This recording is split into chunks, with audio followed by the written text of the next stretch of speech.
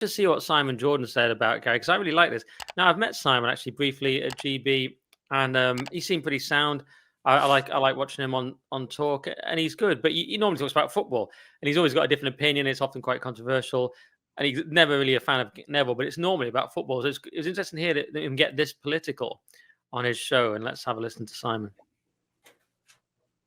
I think it's astonishing, in the wake of an Islamist terror attack, that he decides to have a go at middle-aged white men. Maybe the angry middle-aged white men are the ones that worked on minimum wage inside his hotel. I don't know. I think he's a champagne socialist and a coward.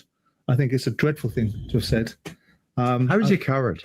Well, I think the real issue is about radical Islamist extremism, and he doesn't have the balls to call it out for what it is, rather than suggest that people that are challenged in our country about what's happening, he's insulated from these things. He lives in a very rarefied world where his money and privilege has enabled him to live behind a gated environment, not have to worry about NHS appointments, not have to worry about people being attacked in the streets by immigrants that shouldn't be here in the first place.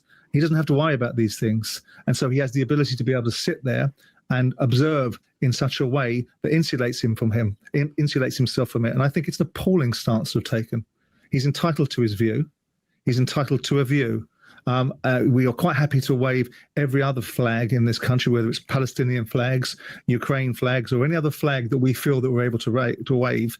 But when you're talking about people in this country that have legitimate concerns and want to have a legitimate value set and push back against what they're having forced upon them, for Gary Neville to say what he's just said is the exact embodiment of what I said, which is a champagne socialist, which is insulated from the real world, and a coward, because the real issue is about some of the extremism that's going on in this country. Boom.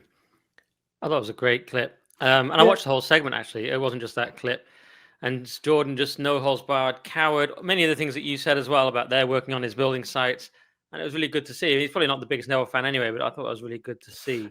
See, I think he talked about being divisive, and you and I talk about this word just, becoming more and more common parlance, and sometimes being watered down as such. But Gary Neville was incredibly divisive with his comments. He took an Islamist attack on Jewish people, seemed to sort of say, that was terrible, and which we all agree on. Well done, Gary. Great stuff. And then dedicated the rest of his time to saying how this was a problem because of middle-aged white men and the fact that they're flying the Union Jack, and we know what they're up to. And totally distracting from the problem. You would not fix the problem, okay? If, God forbid, somebody was to attack Gary's family, from any background, from any religion, from any ideology. Let's not just focus on Islamists for now. You can, and God forbid, I hope this never happens. I hope this never happens to any of us. It's incredibly tragic that this continues to happen. But one of the reasons it continues to happen, and I'm sure if it happened to Gary's family, he'd instantly want to know who and why and how. Okay? Instantly. It wouldn't flirt around it. It wouldn't matter who he's got contracts with. It wouldn't matter what his political leanings were. He would want to know who, how, and why. And he would be a coward if he didn't. If he hid behind his political ideology instead of, fighting to find out and get justice for his family, then that would be even worse than what he's done so far. Gary Neville is a product of a generation of men, wealthy men, that have never had to really deal with the societal problems, not life. No one's saying that he hasn't had to deal with life. He's not had to deal with the societal problems that most people who can't afford to escape it have had to. Yeah, and they've changed so much over the years. Yeah, when he's young, he would have as a kid, but they've changed so much. And in that time, he's been insulated, as you say. But he would have, much like all the other youngsters that came through at that time, 13, 14 years old onwards, they were in, and rightly so, in that cotton wool world of the Manchester United Academy. They were on their way to a life of absolute luxury because they had an exquisite talent. And, they formed, Gary included, formed part of one of the greatest football teams this country has ever seen. Probably the greatest, in terms of longevity, greatest team the Premier League's ever seen. It's not been rivaled yet. It's come close. Liverpool are challenging again now, and Man City have done a good job, Chelsea, etc.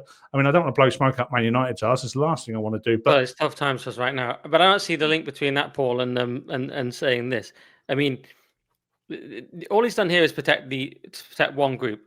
Just to summarize, he's, as you say, I mean, this divisive thing. He's attacked. He's not helped the Jewish community at all. He's not helped British people, whatever you want to call them.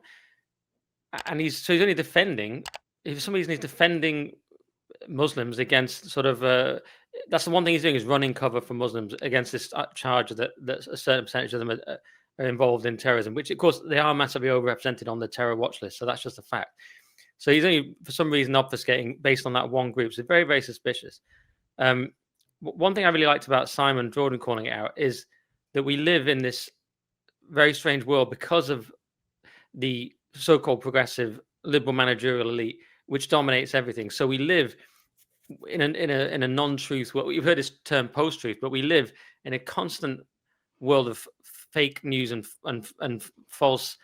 Everything's false. Everything's ideological. Everything's nonsense. Everything's completely out of kilter with reality, which is why you have Reform 5 MPs polling as the biggest party, right? So when Simon Jordan says something like that, it's so refreshing to hear, just someone just telling the truth. And loads of people have told the truth. Actually, we should have played the other clip from the woman in the car. The problem is it would have so much swearing. I don't know if we could ever put it on YouTube. Did you see that one? It was, there's many because clips. you shared it with me. But yeah, I have seen it. I mean, poetry. I meant to play that. There's a woman in the car just lays into Gary Neville. No, it's been nearly all beeps. I'll give you a rendition now. It's basically Gary Neville beep. That's basically what it would be, because she calls him every word under the sun because she's sick of it. And there's another bloke, United top, who's he's slightly too southern accent for me for a United fan, but he also said, "I'm a lifelong United fan. This is disgusting." Everyone's coming and saying it. The reason that's so refreshing to me, Paul, is it's every movie you've seen that was actually good, like a Clint Eastwood movie. We know what truth is. We know what morality is. We know what the straight and narrow path is, and we know what lies and bullshit are.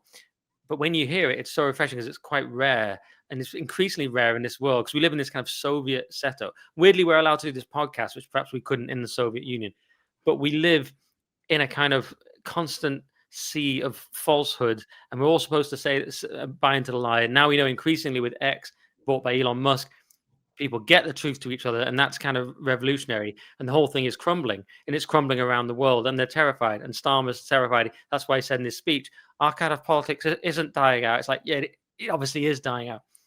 So when someone like Simon Jordan just, normally talks about sport, says something like this, because he could have been far more diplomatic, but he was like, no, this is disgusting. He's a coward. And I'm like, thank you for that truth. And that's why we love these movies and things before the woke era that destroyed movies, because we actually get to see. I'm not quite figured out exactly how to express it, but we all know what the right thing is. We know what heroism is. We know what sacrifice is. We know what courage is, and we know what truth is. And we're not getting them in our culture. So whenever you get a little glimpse of them, it's like we're starving. Or it's like we're desperate for water. And it's what people say about the stuff I've done, not went to Birmingham and talk about, stuff we've done. I feel less alone. Like I thought I was going insane because we've been living in an insane world due to this clapped out managerial elite, which can't fix real problems and just papers over them. And Gary is the embodiment of that. But the pushback against him shows that we're so sick of it. And we're like, no, up yours. We're going beyond that now, Gary. We're not taking the bullshit anymore. We're not taking the lies anymore. People are being killed. Girls are being raped. Shut the fuck up.